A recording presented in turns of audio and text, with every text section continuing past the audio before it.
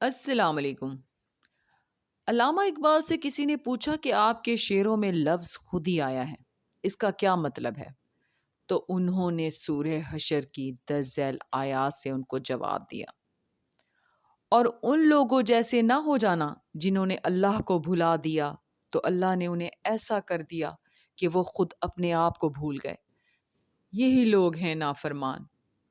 خود کو بھول جانے کا مطلب ہے بھول گئے کہ اس دنیا میں کیوں آئے تھے اور یہاں سے چلے جانا ہے۔ بھول گئے کہ اپنا فائدہ نقصان کس میں ہے، ہماری منزل کیا ہے، ہم کون سا رستہ اختیار کریں۔ اے اللہ، ہمیں اپنی اور اپنی خود کی پہچان دلا دے، اور ہمیں خود تجھ کو اور خود اپنے آپ کو بھول جانے والا نہ بنا۔ آمین۔ آج کا سبق شروع کرتے ہیں۔ پناہ مانگتی ہوں اللہ کی شیطان مردود سے۔ شروع اللہ کا نام لے کر جو بڑا مہربان نہایت رحم والا ہے۔ مسلمانوں، تم پر اللہ کے رستے میں لڑنا فرض کر دیا گیا ہے، اور وہ تمہیں ناگوار تو ہوگا، مگر عجب نہیں کہ ایک چیز تم کو بری لگے اور وہ تمہارے حق میں بھلی ہو، اور عجب نہیں کہ ایک چیز تم کو بھلی لگے اور وہ تمہارے لیے مضر ہو، اور ان باتوں کو اللہ ہی بہتر جانتا ہے اور تم نہیں جانتے۔ اے پیغمبر، لوگ تم سے عزت والے مہینوں میں لڑائی کرنے کے بارے میں دریافت کرتے ہیں۔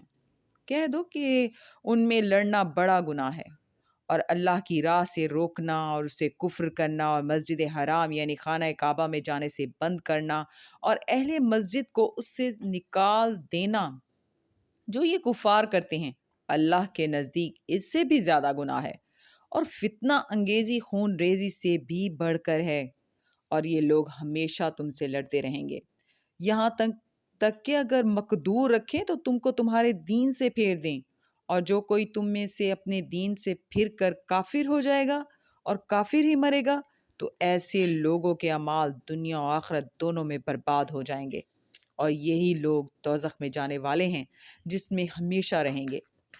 جو لوگ ایمان لائے اور اللہ کے لیے وطن چھوڑ گئے اور کفار سے جنگ کرتے رہے، وہی اللہ کی رحمت کے امیدوار ہیں، اور اللہ بخشنے والا ہے، رحمت کرنے والا ہے۔ اے پیغمبر، لوگ تم سے شراب اور جوئے کا حکم دریافت کرتے ہیں۔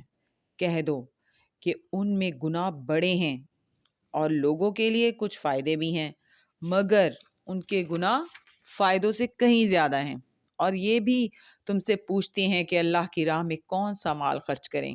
کہہ دو جو ضرورت سے زیادہ ہو۔ اس طرح اللہ تمہارے لیے اپنے احکام کھول کھول کر بیان فرماتا ہے تاکہ تم سمجھو، یعنی دنیا و آخرت کی باتوں میں غور کرو، اور تم سے یتیموں کے بارے میں بھی دریافت کرتے ہیں۔ کہہ دو کہ ان کی حالت کی اصلاح بہت اچھا کام ہے، اور اگر تم ان سے مل جل کر رہنا یعنی خرچ اکٹھا کرنا چاہو تو وہ تمہارے بھائی ہیں، اور اللہ خوب جانتا ہے کہ خرابی کرنے والا کون ہے اور اصلاح کرنے والا کون۔ اور اگر اللہ چاہتا تو تم کو تکلیف میں ڈال دیتا، بے شک اللہ غالب ہے، حکمت والا ہے۔ صدق اللہ العظیم۔ کل انشاءاللہ پھر ملیں گے۔ اللہ حافظ۔